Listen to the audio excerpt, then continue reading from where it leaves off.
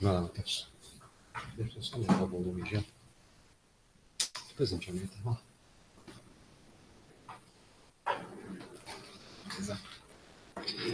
Boa tarde, gente, tudo bem? Bom, meu nome é Matheus, sou R4 da Terapia Intensiva e meu objetivo hoje é conversar com vocês um pouquinho sobre um trabalho que saiu agora recentemente no New England, Coalizão 1, né, do grupo brasileiro, grupo da Coalizão, tentar investigar novamente o uso da cloroquina associado ou não à azitromicina nos pacientes com Covid. Bom, já está meio cansado de saber já da fisiopatologia, de como que o vírus adentra da célula e usa o maquinário das nossas células para poder se replicar. E aqui está um desenho esquemático só para a gente ver mais ou menos onde que cada foco de pesquisa, onde cada medicamento novo que a gente está estudando age. O foco da cloroquina, principalmente, é nessa porção da fusão do vírus para se adentrar na célula e para fazer a endocitose. Sabe que esse vírus precisa ter esse contato com a proteína S da superfície dele, com o receptor de angiotensina 2 que você pode encontrar em diversos locais, tanto nos alvéolos quanto nas células renais, também nas células endoteliais. A partir do momento que ele entra, faz a fusão da membrana e a endocitose. A cloroquina talvez aumente o pH endossomal, fazendo com que essa endocitose seja deficitária, dificultando assim a entrada do vírus dentro do hospedeiro. Bom, aqui a gente sabe que assim, o uso da cloroquina ele não é tão recente para tratamento de doenças virais. Aqui eu tenho um trabalho de Lancet de 2003 que talvez ele já tentava, se especulava o uso da cloroquina, talvez em HIV, em pacientes com insuficiência respiratória aguda grave, datando desde 2003. Uma coisa tão recente como a gente pensa. Bom, eu trouxe os prós e os contras, né? Então a gente sabe que a cloroquina, sim, talvez in vitro, que como a gente viu em outras reuniões prévias aí, que ela realmente inibe a replicação viral in vitro, e assim como outros medicamentos também, como o Remdesivir, que a gente está estudando também. Mas a gente sabe que talvez não seja tão eficaz em uso experimental, como por exemplo em ratos, e quando foi usado, por exemplo, para o tratamento de chikungunya, ele teve uma ação in vitro, mas teve uma piora quando foi visto os desfechos clínicos dos pacientes. Então esse aqui é um trabalho francês que está nas referências do trabalho original, que talvez seja uma das referências para essa combinação, a cloroquina com a azitromicina para o tratamento dos pacientes com Covid. É um estudo pequeno, 20 e poucos pacientes, ele não foi cegado, unicêntrico, e a ideia dele era tentar essa associação de cloroquina com azitromicina ou cloroquina sozinha e um desfecho puramente fisiológico da negativação do PCR em suave de orofaringe. Eles perceberam aí com um P estatisticamente significante que até o sexto dia essa associação da cloroquina com a azitromicina realmente teve uma maior negativação do PCR viral. Então, acho que daí que talvez surgiu essa ideia dessa combinação e a partir desse estudo a gente começou a usar meio que de forma desenfreada. Bom, aqui eu trouxe para vocês só para a gente entender essas histórias dos coalizões, né? Que é mais ou menos como foi desenhado. O Coalizão, na verdade, esse é um grupo brasileiro de vários hospitais que tentaram estudar pacientes com Covid. A ideia deles era pegar mais ou menos esses pacientes, acima de 18 anos, com infecção confirmada ou suspeita, com poucos dias de sintomas, menos de 14 dias, e ver. A gente está separando os pacientes menos graves, sem tanto aporte de oxigênio, pacientes um pouco mais graves, que é o Coalizão 2, e o Coalizão 3, que a gente conhece bem aqui, alguns pacientes até do HC foram randomizados, com um desenho muito parecido com aquele estudo espanhol, DexaArts, que usa dexametasona. Mas nosso foco vai ser nesse verdinho aqui, que é o Coalizão 1. Bom, como é que era a pergunta do estudo, então? Será que em pacientes, então, com esse quadro suspeito ou confirmado de COVID, com sintomas leves a moderados, a gente usar cloroquina em associação com a azitromicina, ou não, ou isoladamente só a hidroxicloroquina, em comparação com o tratamento usual, poderia melhorar o status clínico desses pacientes em 15 dias? Essa era a pergunta. O pico do trabalho, então. Quem eram a populações pacientes com quadro confirmado ou suspeito de COVID inicialmente? O uso de cloroquina associado ou não à azitromicina por 7 dias era a intervenção. O grupo comparado era um tratamento usual, lembrando que no tratamento usual ficava a descrição do médico assistente, o uso de imunomodulador, corticoide ou antibiótico, então era a descrição do médico que estava assistindo o paciente. E o desfecho era, como a gente falou, um status clínico demonstrado numa escala ordinal, aí no 15º dia. Bom, aqui só para mostrar para vocês melhor a intervenção. Então, um grupo, cloroquina, 400 mg, 2 vezes ao dia, mais azitromicina, 500 mg uma vez por 7 dias. Outro grupo, só cloroquina isoladamente, 400 mg 2 vezes ao dia. E o grupo controle com o cuidado usual. Como é que eram, então, os pacientes? Então, incluídos, como eu já disse, acho que é a terceira vez estou dizendo, né? Acima de 18 anos, pacientes com suspeita ou confirmação de COVID, início de sintomas aí há 14 dias ou menos, excluíam qualquer suporte de oxigênio que fosse assim. Um catéter acima de 4 litros, ele já era excluído do trabalho já.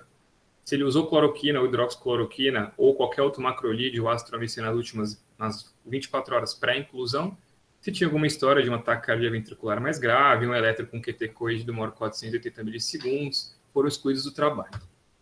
Então, como é que era o desfecho primário? O desfecho primário é interessante, ele era feito numa escala ordinal. Avaliado no 15º dia, esse paciente recebia uma ligação telefônica, quem ligava, o pesquisador que ligava, ele era cegado para essa ligação, e dividiram em 7 castas diferentes aí de gravidade desses pacientes com COVID, sendo um paciente tranquilo, em casa, sem nenhuma limitação para atividade visual, e 7 o paciente que evoluiu a óbito. Desfechos secundários vários. Então, essa escala ordinal, parecida com a escala do desfecho primário, só que no 7º dia, o uso de oxigênio suplementar, o tempo de internação hospitalar, a mortalidade, eventos tromboembólicos, lesão renal, e alguns desfechos de segurança, como, por exemplo, a investigação de arritmia, com o uso de medicamento, trombocitopenia, hipoglicemia e vários outros desfechos de segurança e eventos adversos. Desenho. O estudo randomizado, não foi cegado, multicêntrico, com 55 hospitais brasileiros que participaram, incluindo pacientes aí de março a maio de 2020. O estudo foi aprovado pela Anvisa, pela nossa Anvisa. A MS Pharma, quem tiver vários medicamentos aí com a MS Pharma, ela que patrocinou grande parte dos medicamentos para construção do trabalho, mas eles relatam no texto que eles não fizeram parte nem da condução do trabalho, nem da análise, nem da submissão do manuscrito para o paper, para a revista propriamente dita. Como foi randomizado, então? Era pacientes 1, ou seja, cloroquina com azitromicina, cloroquina sozinha ou tratamento usual, em blocos de 6 pacientes. Sempre estratificado por uso de oxigênio suplementar, e o sigilo da randomização era feito pelo REDCap, que a gente já está acostumado também. Bom, análise estatística, então. Os desfechos primários foi avaliado por regressão logística ordinal mista, considerando um odds ratio proporcional com intercepto aleatório por centro. A mortalidade foi avaliada por modelo de proporção de Cox, que era a mortalidade como desfecho secundário, e todos os modelos ajustados, tanto para a idade quanto para a necessidade de oxigênio suplementar na admissão. Eles usaram o R, que é o modelo matemático e estatístico que a gente consegue usar no computador, para fazer essas análises. Bom, eu tenho que falar para vocês que no meio do trabalho houve uma mudança de protocolo, ou seja, inicialmente eles tinham dividido em 6 castas, de 1 até 6. Eles pegaram essa primeira escala de pacientes que não estavam hospitalizados e redividiram ela em outras 2, ou seja, pacientes que não estavam hospitalizados e que não tinham nenhuma dificuldade para voltar para atividades usuais, ou pacientes que não estavam hospitalizados, mas que tinham alguma dificuldade para voltar a atividades usuais. Por que eles fizeram isso? A ideia também era que talvez o tratamento pudesse impactar nesse desfecho, talvez essa mudança, a gente aumentar essa casta mais, pudesse ver alguma diferença nesses pacientes que não estavam hospitalizados. E além disso, eles mudaram a análise para só pacientes com COVID confirmado, pensando que talvez se a gente incluísse pacientes que não tinham COVID confirmado, a gente pudesse perder um pouco do poder do estudo. Então, como que era feito o diagnóstico então, do COVID desses pacientes durante o trabalho? Entrou PCR para COVID. Paciente com COVID, PCR positivo, paciente tem COVID. PCR negativo, ele era classificado por um comitê independente em um caso provável, possível ou improvável. Então, todas as análises foram mudadas, principalmente para a análise de intenção de tratar modificada, só para casos confirmados. Então, cálculo amostral. Eles inicialmente pensaram em 630 pacientes, pensando que desses 630 pacientes, 510 teriam um COVID confirmado. Que esses 510, esses sim seriam analisados para análises principais, né? O tamanho amostral, então, como que eles definiram o tamanho amostral? Eles pegaram aí os primeiros 120 pacientes do estudo e fizeram uma proporção, que ficou nessa escala proporcionalmente comparado com a escala original de 7 castas, essas 7 proporções, 60%, 19, 7, 1, 1, 5 e 7, para tentar entender mais ou menos como que iria se comportar esses pacientes, e daí eles fizeram o tamanho amostral para tentar ter um poder de 80%, com alfa de 0,05, para detectar um odds ratio de 0,5 entre cada braço, com um nível de significância de 5%, 0,05, com ajuste de Ben-Ferroni para as comparações múltiplas. Aqui eu trouxe bem mobral, assim, como que a correção de Ben-Ferroni funciona. Então, Só para isso também, depois a gente vai discutir melhor com a galera depois, com o gabarito. Como que funciona, então, o Benferroni? A ideia é assim, sabe que existe o erro tipo 1. O erro tipo 1, até bom, o erro tipo 1 é quem inventa, ou seja, quem acha diferença quando na verdade ela não existe. Ou seja, você rejeita a hipótese nula quando na verdade ela é verdadeira. Então, o que eu quero dizer com isso? Quando como a gente pega e analisa, por exemplo, uma amostra mais de uma vez, que foi o caso deles, como eles fizeram comparações de 2 para 2, e a gente tinha 3 grupos diferentes, eu acabo fazendo várias análises estatísticas em cima da mesma amostra. Se eu faço isso várias vezes, eu aumento muito o meu risco de fazer um erro tipo 1. Estou analisando várias vezes a mesma amostra, eu tenho uma chance de eu achar alguma diferença onde ela não existe. Então, a ideia da correção de Benferroni é fazer exatamente isso, eu tentar diminuir, corrigir a minha análise para que eu não aumente meu erro tipo 1. E como que ele faz isso? É fácil, ele pega o alfa que você quer, o 0,05, por exemplo, e divide pelo número de análises realizadas, que no nosso caso era 3. Ou seja, pacientes com hidroxicloroquina mais azitromicina, cloroquina sozinho e o grupo controle. Então, aqui é só para mostrar mais ou menos o que eu disse para vocês, só para demonstrar aí a parte do texto que ele relata isso. Eles dividiram realmente o alfa por 3. E as análises interinas, então. Foram premeditadas 3 análises interinas, uma com 120, uma com 315 pacientes e uma terceira com 505 pacientes. Só foi feita uma análise interina, eles relatam no texto, pela velocidade de recrutamento. Eles recrutaram tão rápido que não deu tempo deles conseguirem analisar essa segunda análise interina com 315 pacientes, com até o 15º dia completo, já conseguiram randomizar todo mundo. Então, eles acabaram fazendo só uma análise interina e o comitê já concordou com tudo isso que eles fizeram. E para esses limites, eles colocaram esse limite de parada de Pareto. Eu vou tentar explicar também um pouquinho o que é esse limite de parada e como é que a gente vê essas análises interinas.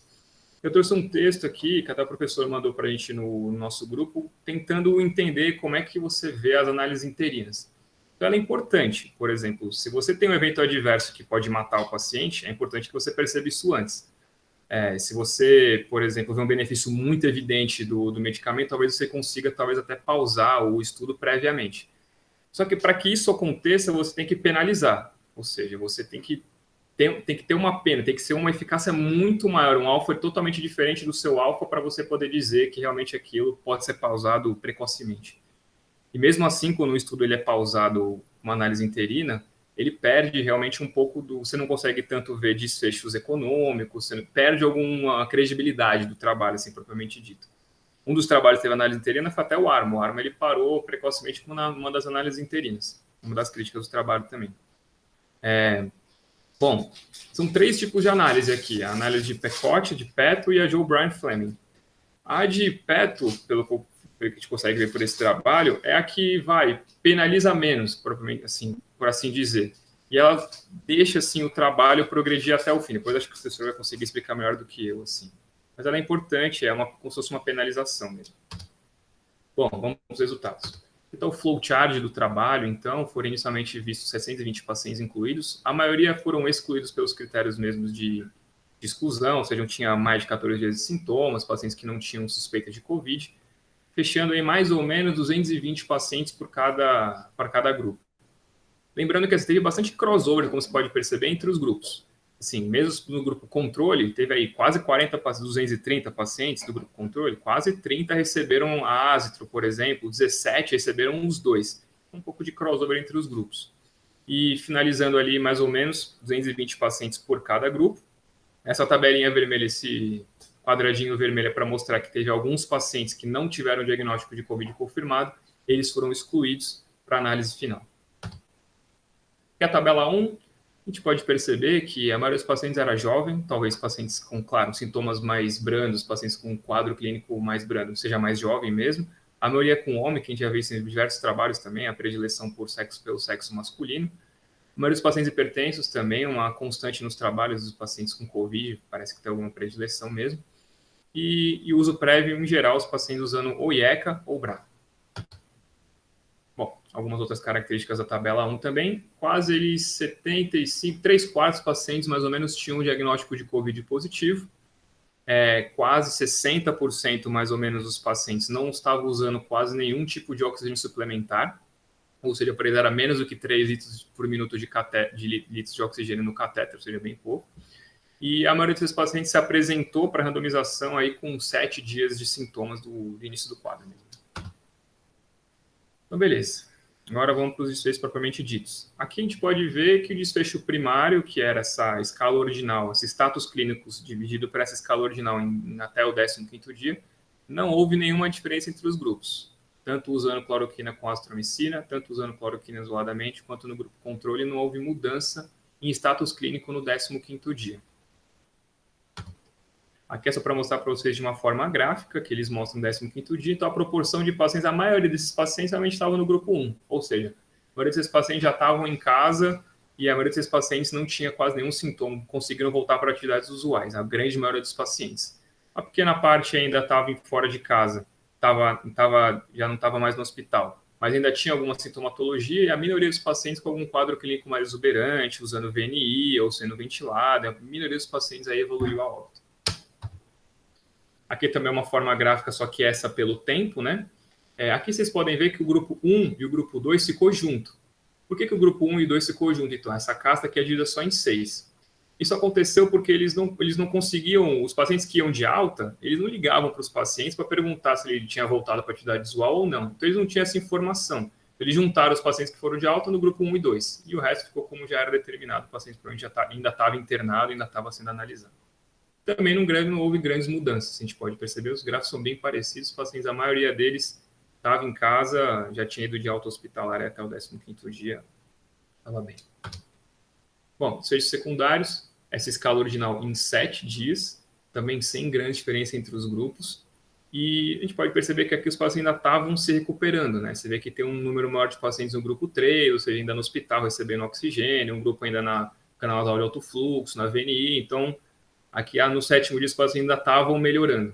E você vê que também o número de mortes é bem menor também no desfecho secundário, que os pacientes talvez ainda não tivessem tempo de ter morrido. Né? Bom, os outros desfechos então. Aqui também, só para adiantar, não houve nenhuma diferença entre os outros desfechos secundários. Então, um evento tromboembólico, lesão renal, não houve diferença. Mas a gente pode perceber que mesmo os pacientes tendo quadros leves, a mediana de internação era de 10 dias no hospital. Então, os pacientes, mesmo estando razoavelmente bem, ficaram bastante tempo internados no hospital. E um grupo não mensurável, quase que 10%, 7% foi entubado. Então, você vê que é uma doença que, cara, prolongada, doença ruim, uma doença que demanda bastante trabalho da equipe médica, da equipe multidisciplinar também. Está atento quanto a isso. Bom, os eventos adversos são de segurança também.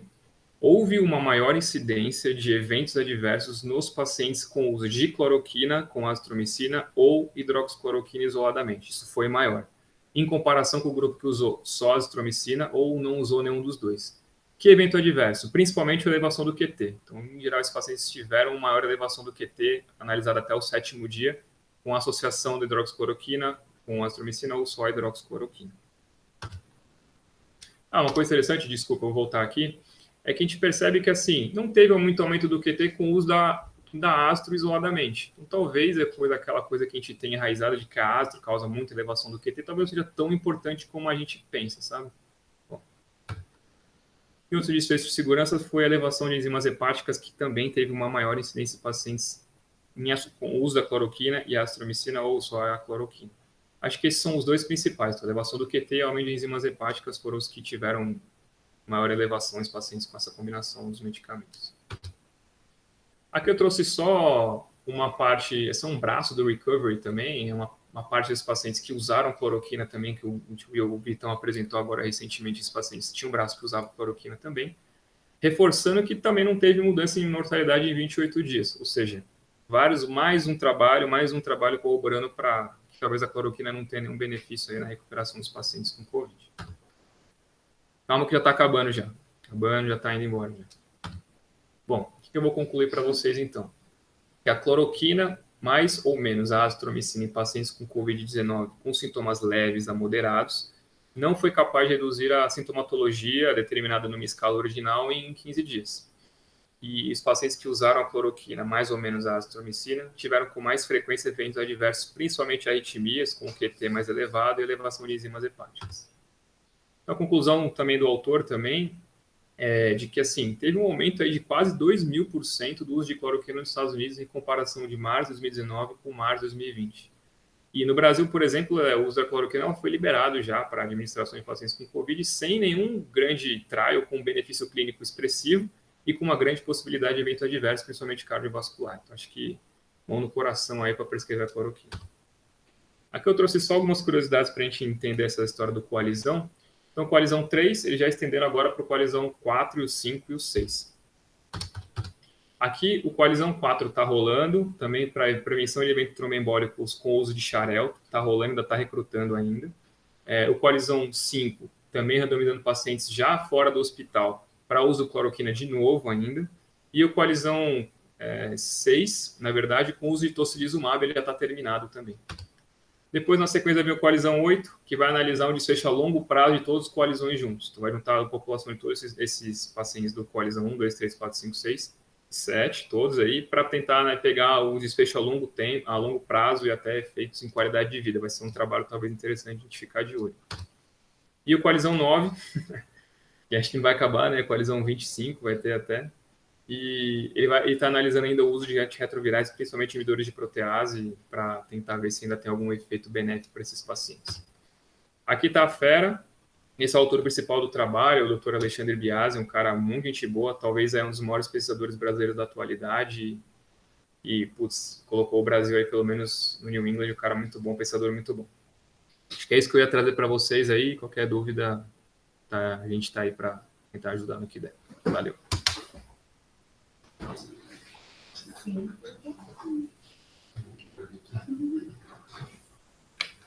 Bom, gente, vamos lá, vai perguntas para ideias de vocês e perguntas aí para o Matheus também.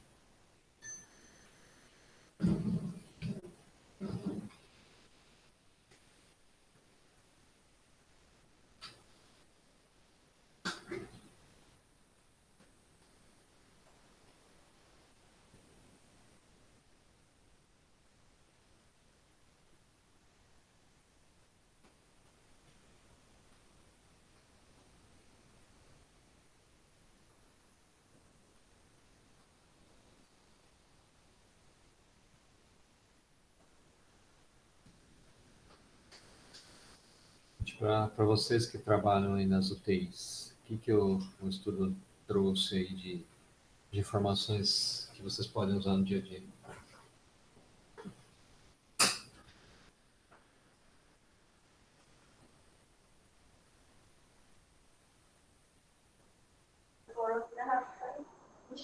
Professor, Fala, Vitor.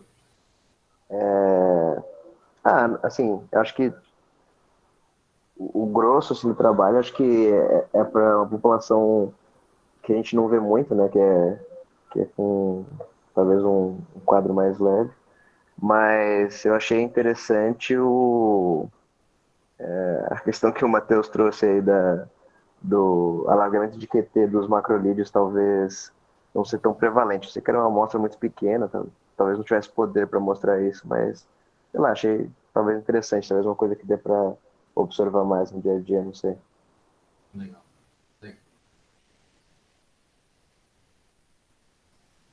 E mais, gente?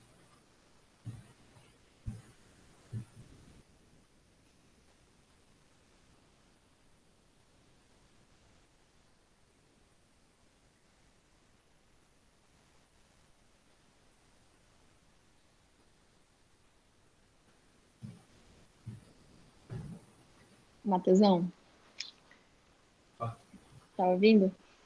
Sim, pode falar. Assim, muito boa a tua apresentação, assim, acho que já tá bem sedimentado que a cloroquina, enfim, acho que parece não ajudar mesmo, né, no Covid, talvez atrapalhe, como você mostrou aí muito bem. E eu vou te fazer uma provocação, assim, uma provocação que já me fizeram, eu quero ver tua resposta. Viraram pra mim, assim, uma pessoa leiga, obviamente, aí falou assim, você disse que a cloroquina não ajuda nos estudos, mas na Índia tá todo mundo usando cloroquina e lá morre muito pouco. E aí? Tan, tan, tan.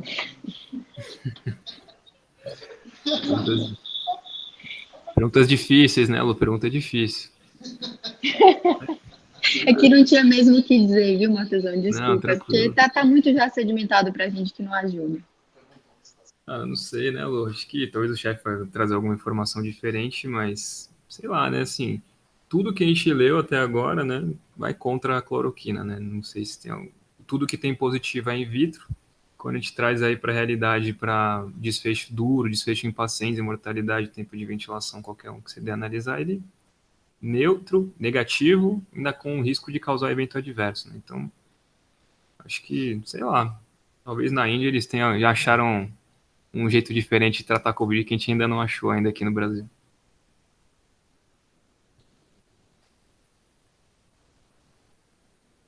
Bom, gente, acho que assim, o Qualizão realmente, assim, de dados para a gente usar na Beira-Leita no TI não traz muita coisa, mas traz dados sim. Acho que a primeira coisa a comentar o Qualizão, gente, acho que a gente tem que ter orgulho dele, né? Um estudo meramente brasileiro, totalmente desenhado aqui, tem todo o mérito do Alexandre Biasi Cavalcante, né, acho que o Matheus falou, acho que ele é o maior pesquisador brasileiro da atualidade. Não tem muito que a gente discutir sobre isso, não. O cara tem uma formação excepcional em pesquisa, tem a proatividade de ir atrás, conseguiu unir um grupo super seleto ali, né, da BRICNET, e não só a BRICNET, como coalizão toda, e conseguiu trazer gente muito boa para perto dele, né? Um deles é o Fernando Zampieri. Se quem conhece o Fernando sabe como ele funciona e leu o Coalizão, o plano estatístico foi todo desenhado por ele, né? E tem o pessoal do Sul, o Regis Rosa, que é acho que é um dos grandes nomes aí dos meta-analistas aí da atualidade, e os pesquisadores de, de eventos pró-hospital, principalmente pró-UTI, né? Segmento a médio e longo prazo. Então, acho que uma coisa que não pode deixar de falar, né? Tem que dar mérito a todos eles, mas o Alexandre Biasi é um cara que acho que todos nós devemos respeitar, e muito mesmo.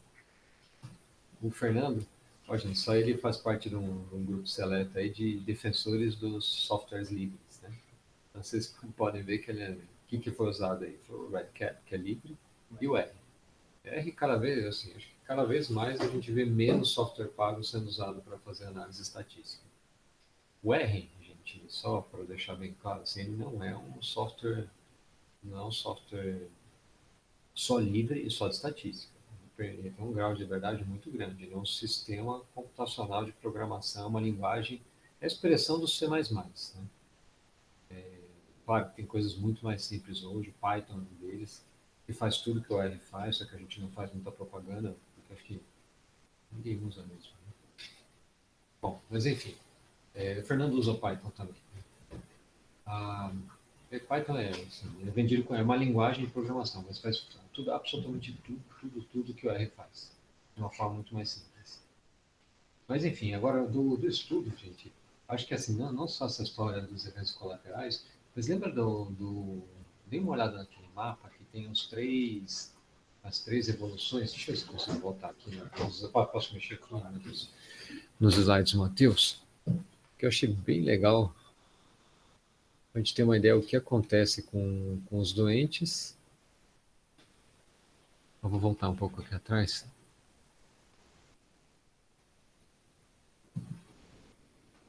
Isso aqui, ó.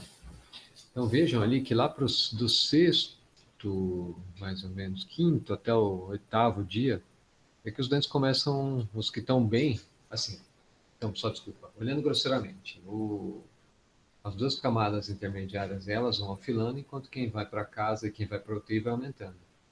E essa moçada que vai para a UTI chega ali do quarto, quinto até o sexto, até o oitavo, do quarto ao oitavo dia que a moçada vai para a UTI. Né? Esses são os doentes que a gente recebe. E não sei na experiência de vocês nas UTIs que vocês estão passando, mas a mediana nossa aqui da UTI da GN, pelo menos, está recebendo os doentes entre o 12º e 13º dia. Então, só para a gente ter um paralelismo do que acontece. Né? Os ventos que têm vindo para os UTIs do HC ultimamente são ventos muito criados. Né? Boa parte deles vem no interior de São Paulo. Boa parte deles já passaram no hospital no interior de São Paulo, foram triados lá, encaminhados para o hospital de campanha, complicaram no hospital de campanha e vem para a gente. Então, acho que, não sei se vocês tiveram essa impressão, a gente vai poder, acho que, ter dados mais objetivos disso daqui a algum tempo, mas a mortalidade, ultimamente, dos doentes subiu bastante aqui dentro do HC. Mas são doentes especiais que a gente está recebendo. Né? Bom, o que mais?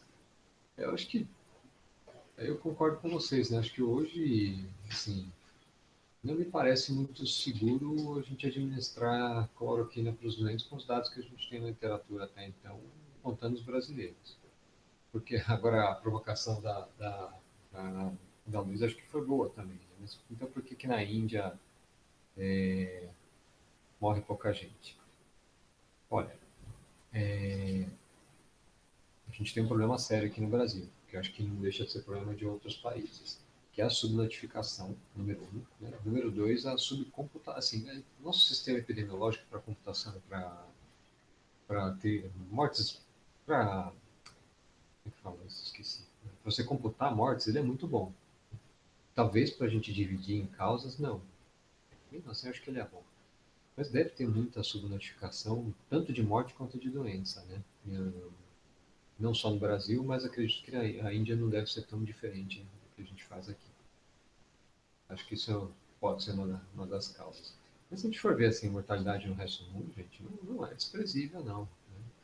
Não é desprezível. Norte-americanos, britânicos, tem 40, 50% de mortalidade na UTI. Não é desprezível. Então, acho que, sei lá, pode ter vias paralelas. Ou tem alguma coisa que acontece realmente na Índia que protege os indianos.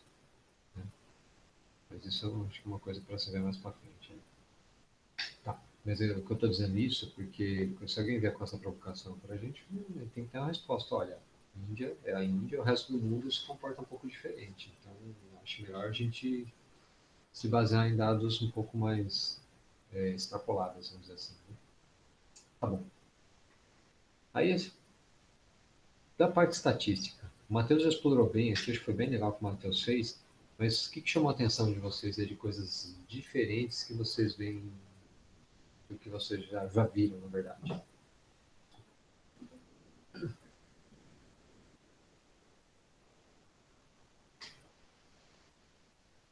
A correção para multiplicidade, que vocês já tinham visto isso antes. Bonferroni aqui. Né? Bonferroni não é o único, é o mais utilizado, mas não é o único.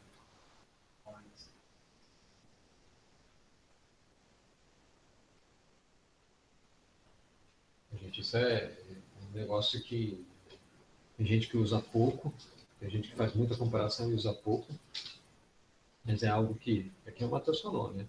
Se a gente tem uma probabilidade de 5% de achar alguma coisa que não é verdadeira, se você faz a mesma comparação 10 vezes, então vai aumentar bastante essa chance, sendo 5% por cada vez. Né? Bom, olha, análise ordinal. Análise ordinal não é a primeira vez que vocês viram, certo? Então, só uma provocação também. Em que outro lugar que vocês enxergam uma análise ordinal como bem-vinda? Perfeito. Pode falar, gente, pode falar. Professor, acho que em estudos que avaliam o desfecho neurológico, Perfeito, perfeito. Foi o que o Matheus falou aqui também. Então, você pega um ranking modificado lá, tem, sei lá, 6, 7, 5 estratos que seja, depende da modificação. A análise final vai ser ordinal. E como é que vocês têm visto?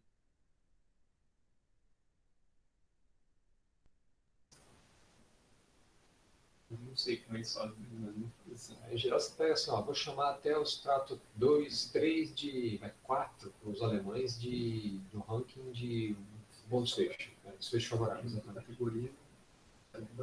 Você junta todo mundo em 2. Né?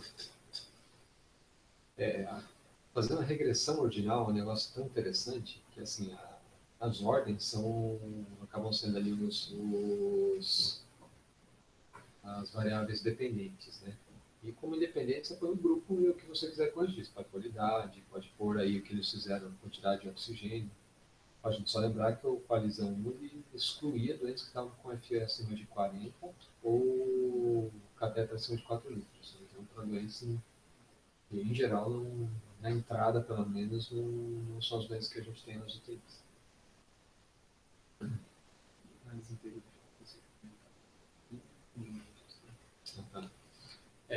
Olha, a análise interina, ela, na verdade, assim, ela tem alguns problemas. Acho que dois são os maiores. Um é que sempre existe a possibilidade de a gente pegar um estudo no momento que ele estava, por acaso, assim, tem estudo que você começa e começa morrendo todo mundo. De repente para de morrer e acaba com a mortalidade super baixa. Isso acontece, gente. Acontece. Assim, é o acaso, mas acontece. Então esse é um problema. Então você pode ter um estudo que você começa, vai rolando o paciente e de repente... o Matheus tem essa imagem aqui. Mas você já falou, né? Então, mas não custa. Vamos só olhar essa imagem. É na verdade é uma carta, né, do Lancet. Bem legal. Essa daqui, ó. Esse aqui é um estudo da cardio, né?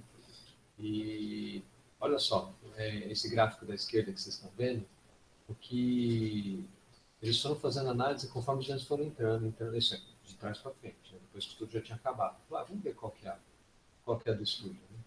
Aí chegou num determinado momento, com 18 meses de arrolamento, você pode ver que o P caiu abaixo de 0,05, quer dizer, o estudo era significativo. Se parasse o estudo aí, o estudo ia ser positivo. Só que aí continua rolando, ele acabou com um PL 0,4, mais ou menos, né? Com 60 meses de arrolamento. Então, assim, existe essa chance, né? E tem outra coisa. Você imagina que você está no estudo aqui, ainda mais se ele não é cego. Você acha, vamos fazer uma análise agora. Aí você faz essa análise e vê um P de 0,04. Você fala, poxa, mas se a gente começar tem uma chance de a gente perder a significância, aí o estudo vai começar a ser neutro, vai deixar de ser positivo, não vai falar assim. Existe a nossa... A mente humana ali por trás de tudo isso. Então é melhor não saber o que está acontecendo. E, quando você faz uma análise interina, uma parte dos pesquisadores sabem o que está acontecendo. Hoje existem os comitês que fazem isso e o resto dos pesquisadores não sabem, que é a forma mais honesta de se fazer. Mas se um dos pesquisadores está sabendo, assim, é obrigatório você começar a penalizar o seu resultado. Então, cada análise interina que você faz, você não vai, lá no final, você não vai pegar e falar, P menor que 0,05 é estatisticamente significativo. Você tem que ter uma diferença cada vez mais grotesca. Né? Peto é o mais simples de todos, né? Então chama de 0,01 e acabou. 0,001 e acabou. Mas para chegar no 0,001, dependendo do estudo clínico, não é fácil. E tem outras que entram Reddit, etc., que corrigem pelo número de análises interinas também. Tá? Desculpa, 0,001 é do Dr. Pocock, que é um britânico, não é Peto não. É Peto Pocock, mas o escritor é Pocock. Bom, enfim, a análise interina tem seus problemas também. Só que análises interinas, elas são muito bem-vindas quando você faz análises interinas para eventos colaterais. Né? Então, você está analisando, sei lá, sobrevida e... o mesmo desfecho, aí, que seja o da... uma coisa que o Matheus comentou muito foi do da FOR, né, que foi a segunda variável usada, né, de dias vivos e livres de oxigênio. Que combinar uma coisa combinada, exatamente. Já vivo. Exatamente. E... Mas assim, tem um desfecho ali que é o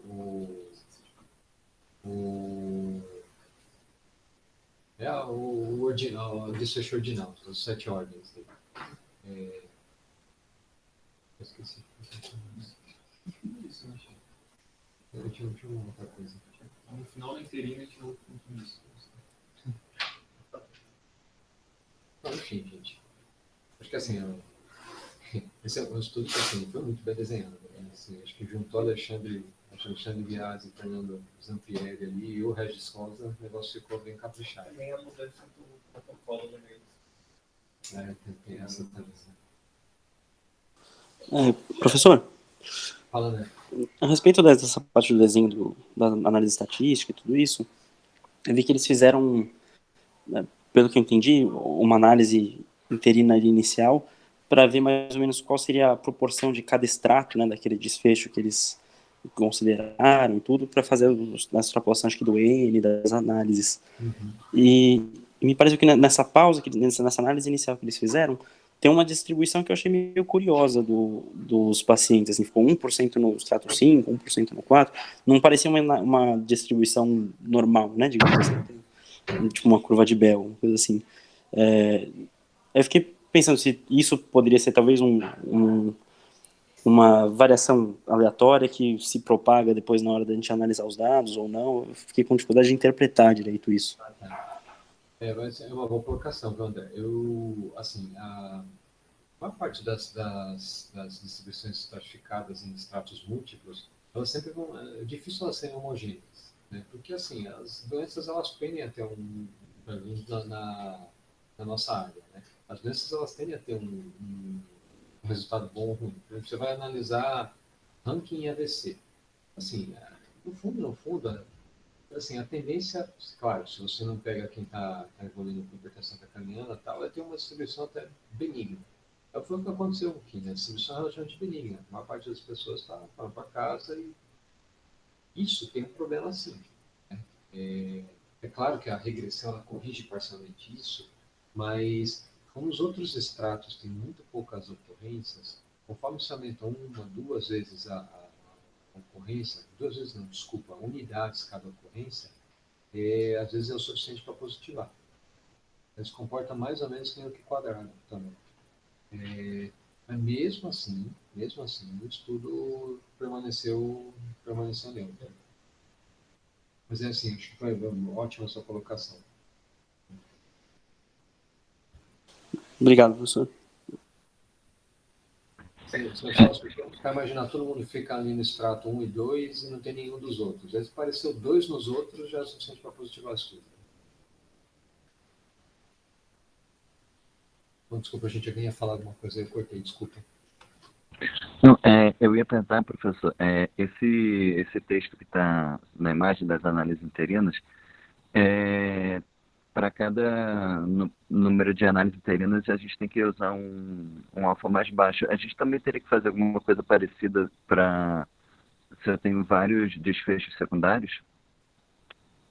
Só, Vinícius, é uma boa pergunta, mas lembra que desfecho secundário, a maior parte dele serve para uma coisa, é para levantar ideias, ponto. É explanatório. Se você for levar isso como assim, a sua visão fixa, como seu objetivo, se todo mundo tiver bem clara essa visão, não tem que fazer nenhuma correção daí, é só para a primária mesmo. Tá?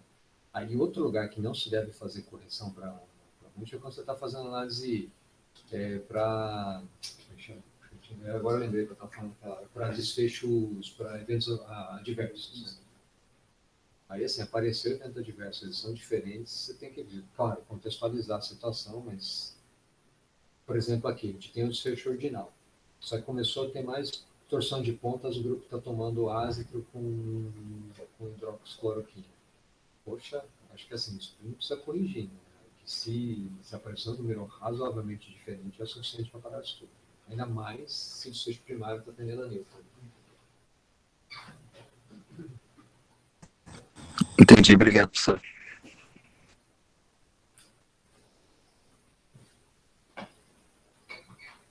Acho que na parte metodológica do estudo, o que é bem legal é que eles tomaram todos os cuidados para que, se o estudo fosse positivo, a gente levar ele em conta como um estudo positivo. Nesse contexto que a gente está agora, com mudança de protocolo de tratamento, estudos com vários braços, as análises interinas, tudo isso geralmente leva a erro tipo 1, né? Ao erro do falso positivo. Então, quando você encontrar um estudo positivo, às vezes você tem que olhar tudo aquilo que eles tomaram bastante cuidado para fazer as correções, tudo, e mesmo assim não é 100% isso aí, mas metodologicamente acho que é um estudo muito bem desenhado, coisa que a gente não está encontrando tão facilmente por aí, não, né?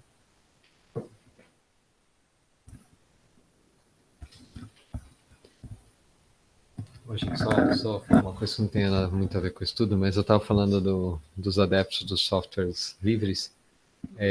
O RedCap é um deles, né, que eu acho que é bastante procurado e usado, muito útil para todos nós. O R, Python, também é livre, né? E o Mendeley. Mendeley também é outro que a gente usa pouco, mas quem usa como editor de referências, ele é excelente, né? Não só como editor, como biblioteca. Hoje eu estou falando isso, não tem nenhum conflito de interesse, mesmo porque eles são livres, né? Tá bom? Bom, então vamos lá. Obrigado aí, Matheus, pela apresentação. E, gente, então, bom almoço para vocês. Tchau, tchau.